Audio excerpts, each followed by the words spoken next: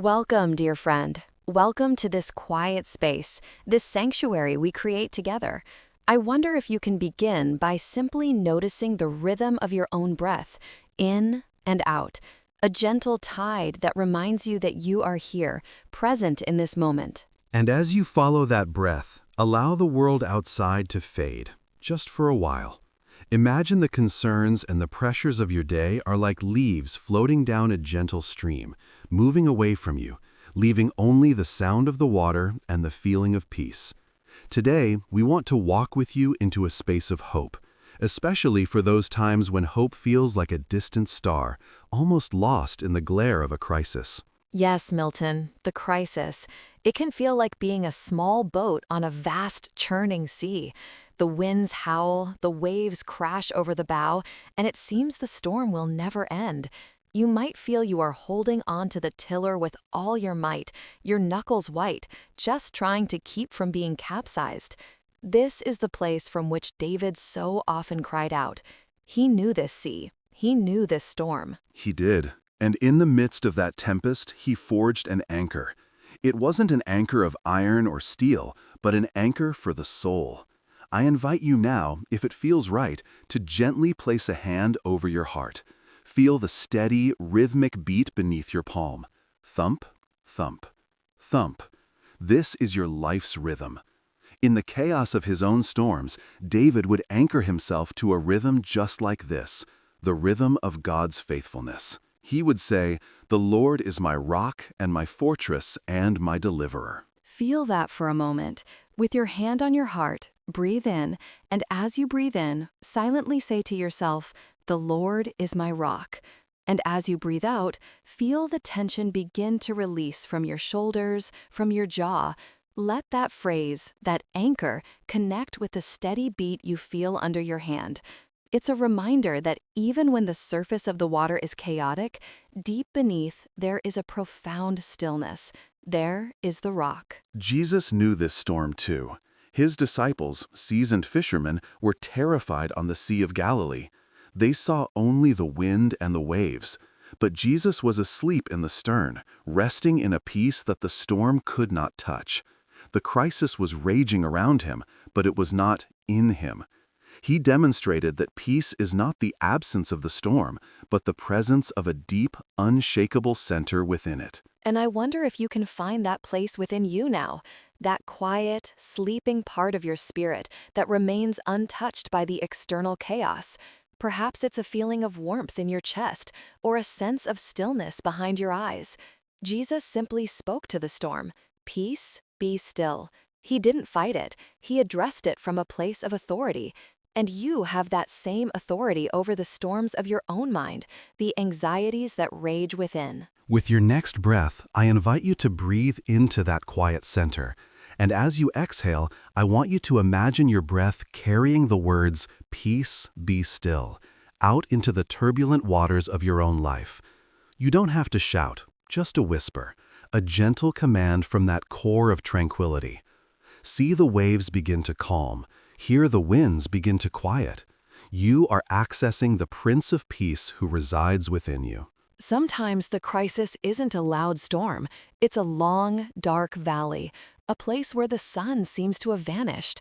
This is where the wisdom of Solomon shines a gentle light. He taught that for everything there is a season, a time to weep and a time to laugh, a time to mourn and a time to dance. He understood that the valley is not a permanent home. It is a season, a passage. That's so important, Roberta. It is a passage. David said, "Even though I walk through the valley of the shadow of death."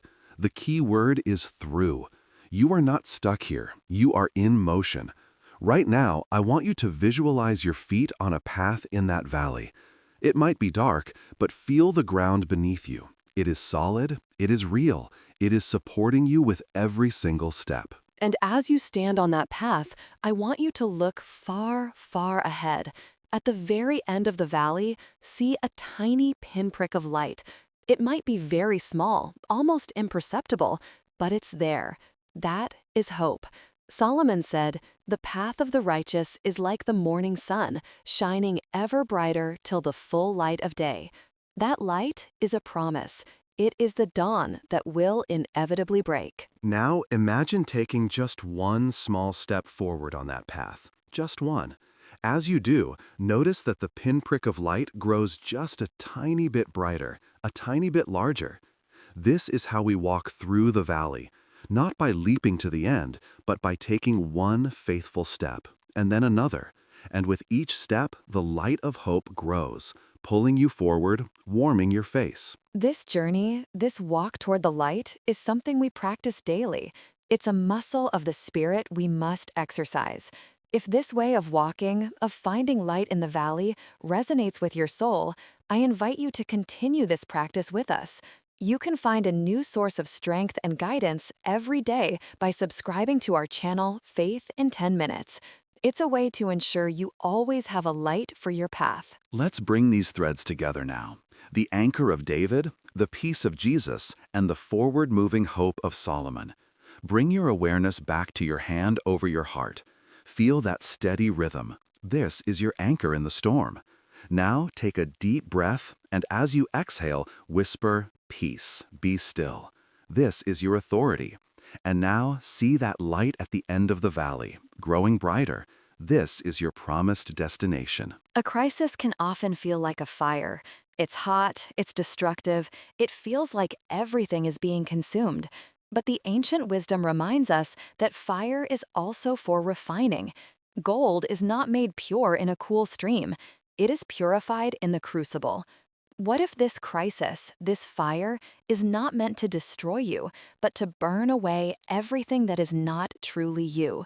To burn away the fear, the doubt, the impurities, leaving only the pure, resilient, shining gold of your spirit. That is a powerful image, Roberta. Feel the warmth of that refining fire now, not as something that harms, but as something that purifies. See yourself emerging from it, stronger, brighter, more resilient than before. Jesus said, "In this world you will have trouble, but take heart, I have overcome the world." He wasn't promising a life without fire. He was promising that the fire would not have the final say. You will overcome. So let's create a trigger for this profound state of hope. Let the feeling of your hand on your heart be the anchor. Let the conscious act of taking a deep, slow breath be the key. And let the inner whisper, "Peace, be still," be the command that unlocks this state whenever you need it. In the middle of a stressful meeting, in a difficult conversation, when you're lying awake at night, hand on heart, deep breath, peace, be still. Practice that now, one more time. Place your hand on your heart. Take a slow, deep breath in, filling your lungs with a sense of calm and strength. And as you slowly exhale, feel the peace settling over you, a warm, weighted blanket of grace. You are anchored, you are centered, you have hope. As we prepare to bring our time to a close, carry this feeling with you. This is not something you have to leave behind in this meditation. It is now a part of you, a resource you can access at any moment. The storm may come again, the path may lead into other valleys, but you now hold the anchor, the command for peace, and the map that leads toward the light. Remember the wisdom of the seed. In the cold, dark crisis of winter, it does not die. It waits. It holds the promise of spring within it. You are holding the promise of your own spring. Nurture it. Trust it. We are honored to walk this path with you. If you wish for this kind of nourishment to become a daily part of your life, a constant source of water for the seed of hope within you, we warmly invite you to subscribe to Fe en 10 Minutos and Faith in 10 Minutes. Let it be your daily anchor, your 10 minutes of sun and rain for the soul. Go now in this peace. Go forward with the courage of David, the tranquility of Jesus, and the wisdom of Solomon. May your hope be the light that guides your feet, and may you always feel the solid ground of faith beneath you. Be well. And be blessed.